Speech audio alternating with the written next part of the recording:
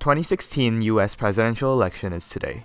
There is a sizable group of people at Yale who do not have a vote but do have something to say, the international students and faculties. YTV investigates their sentiments regarding the upcoming election. So I think this election is something very unusual, something really very extreme. When you look at when Obama was elected for the first time, and all the young people being mobilized by Yes We Can, and the sense of something new and something great was about to happen. When you look at this election now, it seems all to be about fear, of hatred of the other. And it's also an issue in the sense that people are not willing to emphasize with each other anymore. It's the same goes for the Trump supporters. Like, people are not willing to see where the other side is coming from anymore, and why that might be the case, and what needs to be changed. There are noticeable similarities and differences in the political scenes among the US and other countries. Internationals have the advantage of being able to see the US from the outside and the inside, which many American citizens don't. I come from China, and we actually don't really have elections. So it doesn't mean people don't discuss politics, it's just we're not actively involved in politics in China because we don't have a say in the government.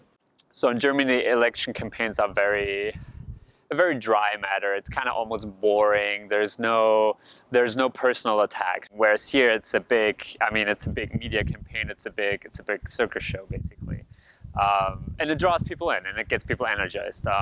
But I think we're also seeing the negative effects of that high level of personification in election campaigns now. Well, we see similar phenomenon happening in the UK. 17 million people voted to leave the European Union. And it was never really about the European Union. It was about, voting against elites, anger at globalization, and a feeling of being left out, left behind, a sense of, conflicted identity. So when I look at the UK, I see very similar things with the Brexit vote as we see with the Trump support here. The influence of the American election doesn't end at its borders. The US elections is probably the most important elections in the world, and it impacts my country and every single country for sure.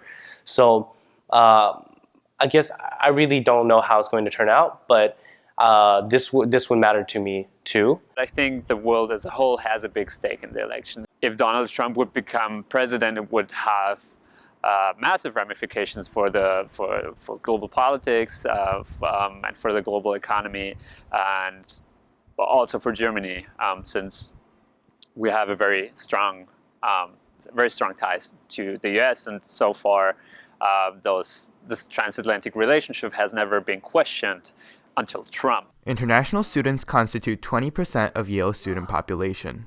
A slight change of US foreign policy may result in a direct impact on their study, work, and life. I think there's probably a little more concern about the outcome of this election than in previous years or previous elections, because the positions of the two candidates on immigration are pretty in stark contrast to one another.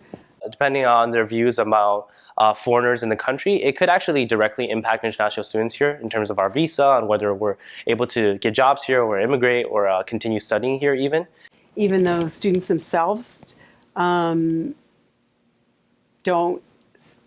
perceive they have a voice, there's the higher education community that is speaking for ourselves and for our students.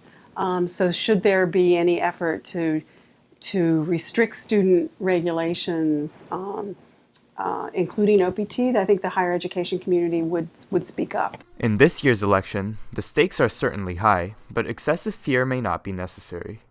I don't think it will impact it that much, because I do believe that at the end of the day, the status quo will win out in America. I remain hopeful that the U.S. will continue to be a destination of choice for the nearly 1 million international students who are in this country studying. For YTV, this has been Kim and Jasmine Hong reporting. You don't just vote for the top of the ticket. There are 33 major ballot measures all around the country regarding things like marijuana, death penalty, clean elections, what have you, that are all being considered.